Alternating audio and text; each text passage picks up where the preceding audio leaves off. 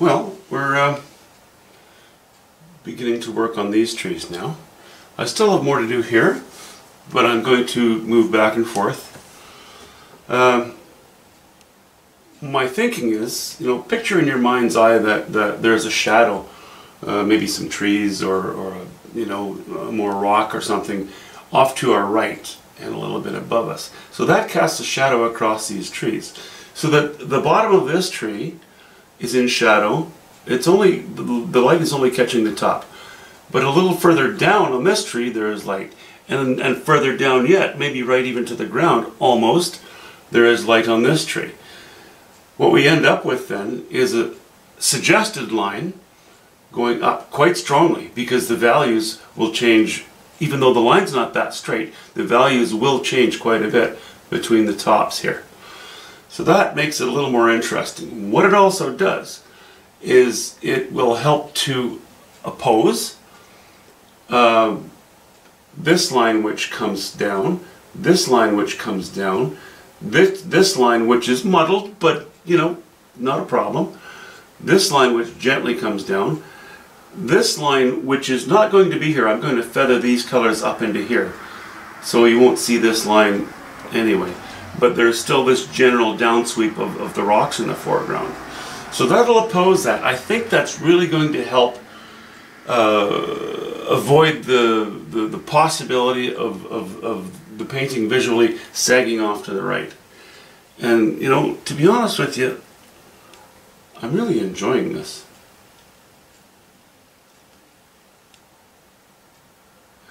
Just playing with the brush. Almost feels like I washed it in with a knife and now I'm using a brush to paint it.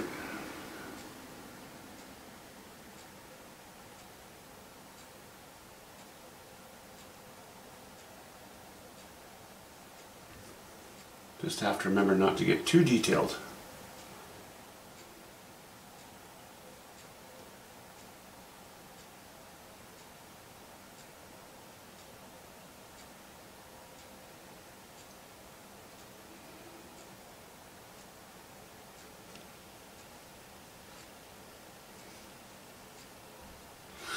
I'm using midtones right now.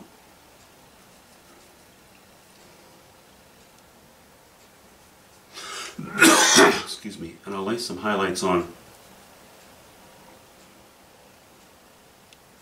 once I'm satisfied that what I've got going on here is going to work.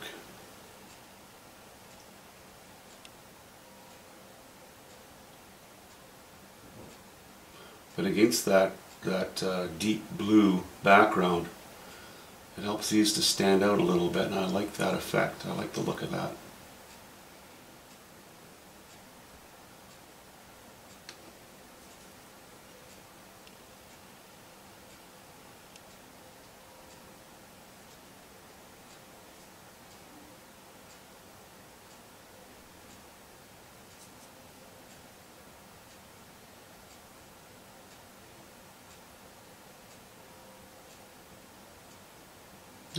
I'm using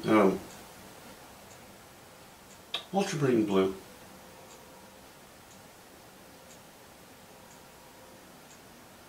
And a bit of burnt sienna.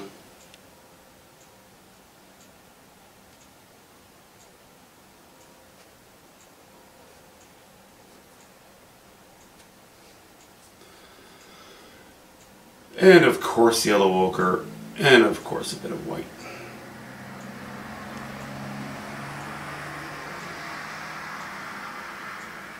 That catch some light right down at the bottom too. It's not going to be the highest of values, but I don't mind the idea of having this group of trees connect with that group of trees. Let's see here. We need a little more light.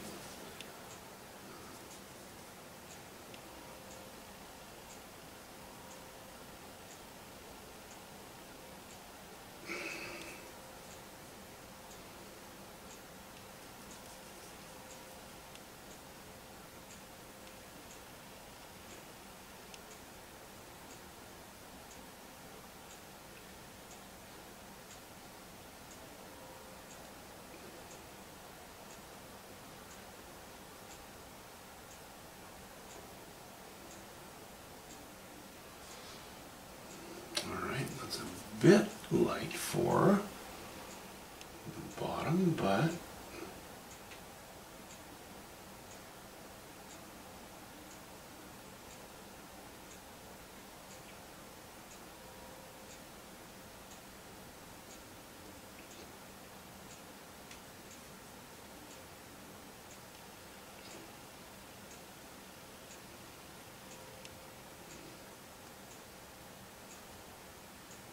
okay, I'll probably go in and maybe touch a couple of spots, but not much.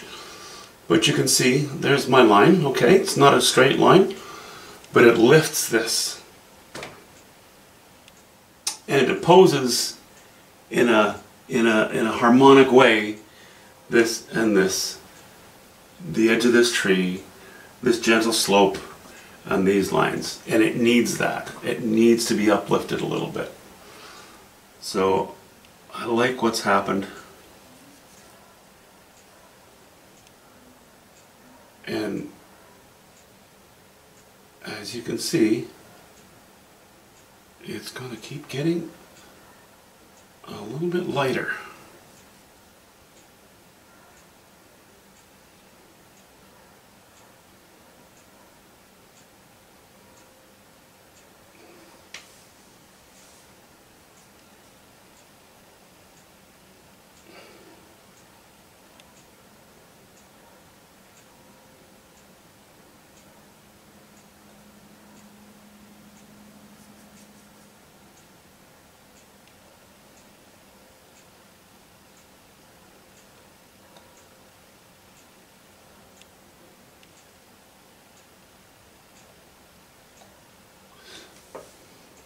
Okay.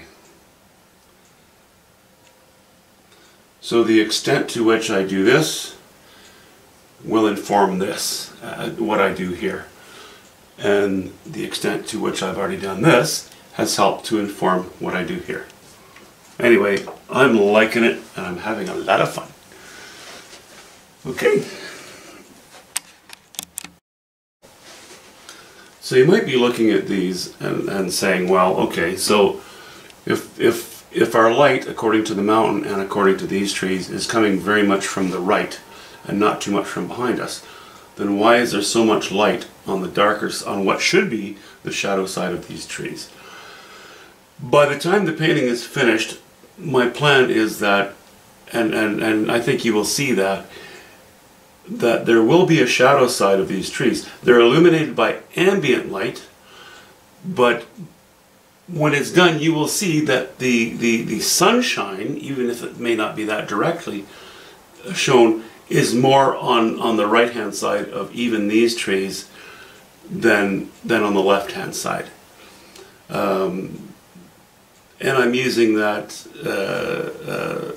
I'm wanting to raise the value even on the shadow side because it sits against this dark background. And as I mentioned, I really want to break that background up a little bit, even if it's not all the way up here right now, which I might use other devices to fix, but at least here it's going in the right direction. Again, it's a painting, not a photograph. And yeah. Okay.